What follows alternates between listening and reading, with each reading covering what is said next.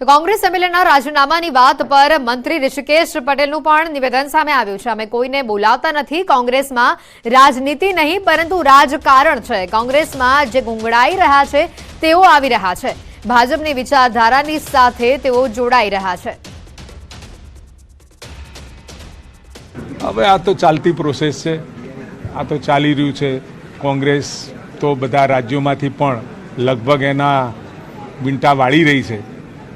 રાજ્યની અંદર પણ એ દિશામાં જઈ રહી છે અને એ નેતૃત્વના કારણે આ બધું શક્ય છે। કોઈને અમે બોલાવતા નથી, પરંતુ કોંગ્રેસની અંદર જ ગુંગળામણ અનુભવતા કેટલાય કાર્યકર્તાઓ વારાફરતી પાર્ટી પણ છોડી રહ્યા છે। અને જ્યારે નરેન્દ્રભાઈ મોદી સાહેબ ભારતીય જનતા પાર્ટી એક વૈચારિક પાર્ટીના તौर ઉપર આગળ વધી રહી છે, ત્યારે સ્વાભાવિક ત્યાં કોઈ વિચાર નથી, કેવળ રાજકારણ છે, રાજનીતિ નથી।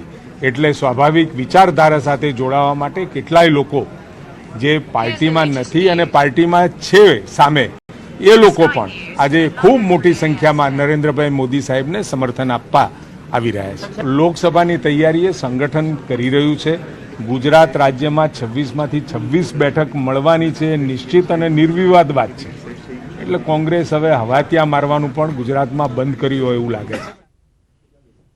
વાઇબ્રન્ટ સમિટ 2024 અંગે ગાંધીનગરમાં રિવ્યુ બેઠકનું આયોજન કરવામાં આવ્યું। મુખ્યમંત્રી ભૂપેન્દ્ર પટેલની અધ્યક્ષતામાં આ બેઠક મળી।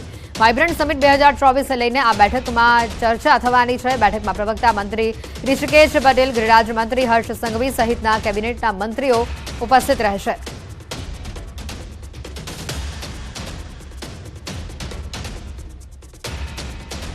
નકલી ટોલનાકા મામલે મોરબી પોલીસ એક્શનમાં જોવા મળી રહી છે। મોરબી વાંકાનેરમાં ફરજ બજાવતા 4 પોલીસ કર્મીની બદલી કરાઈ છે।